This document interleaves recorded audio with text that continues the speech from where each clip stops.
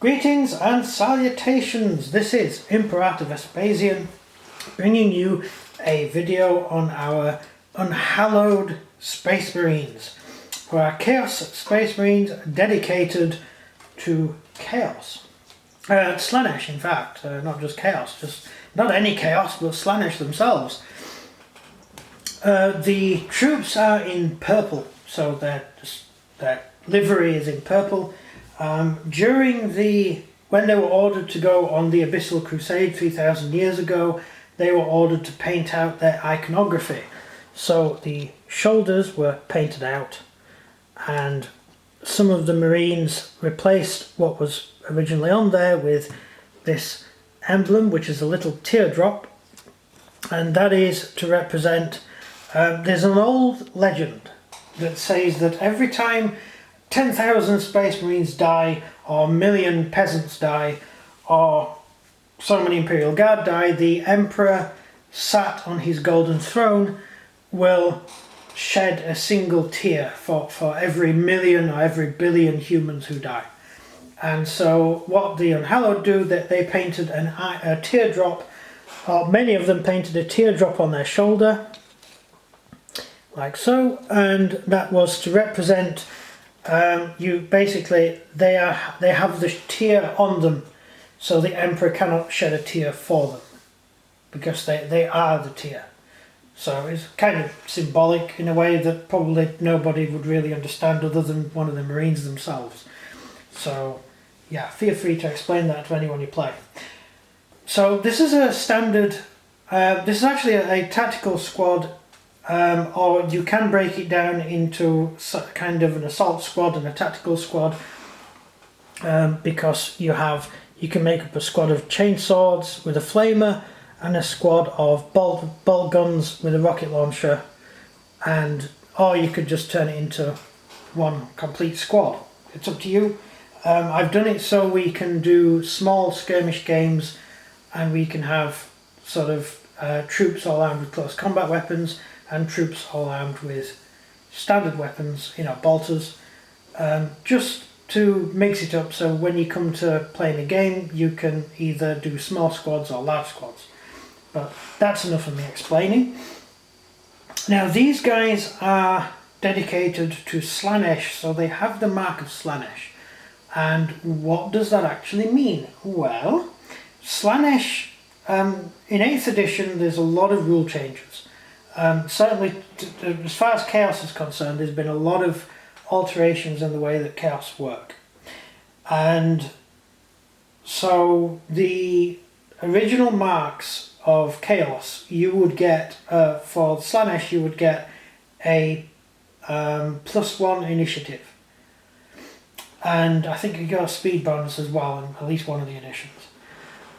So we don't really have that initiative anymore. It's not part of 8th edition. So instead, the Mark of Slaanesh enables your troops to attack first. So in any situation where you're in combat, you get the first strike, you get the first chance to attack. So even if you're charged, these troops can be charged, they attack first. They attack the charger before the charger attacks them. And because it's a Mark of Slaanesh, it overrules all of the other special rules where you usually get to attack first. These guys always attack first.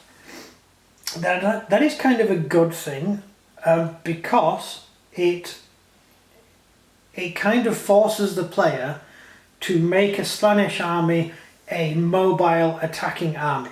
It kind of forces you into not trying to build a Slaanesh army built on Noise Marines where you're laying down massive amounts of fire. It forces you to send your troops into combat. Or it favours you if you send your troops into combat. Which kind of is annoying when it comes to Noise Marines. I'll do a video on Noise Marines later, because it's a whole separate ball game, because the weapons are so unique and different. But really, even the Noise Marines, they're not. It's not a huge benefit to try and do a standoff firing army.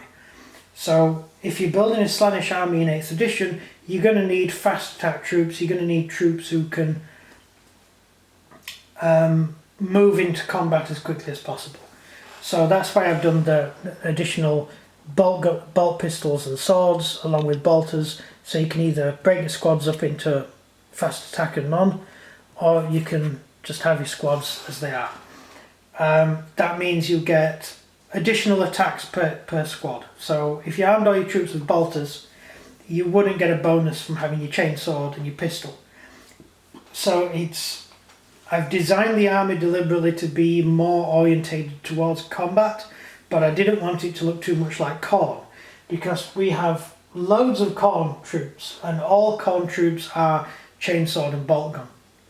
So I didn't want to make it a Khorne-esque army, because the sidekick's doing a Khorne army, and it's all based around close combat. So I wanted the ability to have it as a shooting army, but also as a army that can fight in close combat as well. So you get bonuses both ways. So the way I've done it is, so the guy with the axe will be classed as the champion of the unit. So in any organisation, it's the guy with the axe always outranks, so he will be the main figure, and he will just be classed as another regular trooper. But if you're having as two separate squads, he will be the sergeant and he will be the sergeant as well. That's just how I broke it down. It kind of makes sense in my head, and we've done the same with all our other units as well. So I've given them bolt pistols and axes, also bolt guns. I've gone for rocket launcher as the standard heavy weapon, and as the support weapon I've gone for flamer. Partly again because I want an amalgamation of going into close combat, but also with the ability to stand and fire, but not too much to the standing and firing. So the missile launcher gives me that ability to fire from range, but the flamer encourages the player to get close up to use the flamer, so you can get your troops into combat. So that's why I went for flamers. I haven't, with my other armies, I've not heavily gone into flamers. The other Space Marines we've got, the only army which I'm really going flamer heavy is the Blood Angels, because they seem to be the most flamery type of army. I know that the sidekick Space Marines are nearly all plasma weapon armed, so he's going in for ranged mass fire. But it's really down to style of play, and if you're going to be playing Slaanesh, you're probably best going in for not dedicating all your troops to close combat, because simply having the ability to fight first doesn't necessarily win your battles, but it does give you that impetus to try and get in at the enemy, because it gives you that bonus of hitting first and therefore eliminating more of your enemy. So that's my view, isn't it? I guess if you have any other ideas on how to play Slaanesh, leave some comments in the comment section, because that's just my take on it, that's all. So really that's about it. This is how the figures come. The figures are straight out of the standard Chaos box. I have put some original Womble Marine hats, helmets on the Marines. These are a 3,000-year-old chapter, so they still had a lot of troops with the original head, so I took the spare heads out of other boxes and put them in with these, so I could have a few troops having the original head. Simply to make them look cool. And that's about it. That's all I've got to say. So thank you very much for watching. Please leave any comments in the comments section, and click like, subscribe, and I'll see you in the next video, which hopefully will be coming up soon and will involve Noise Marines. So it's goodbye from me, and goodbye.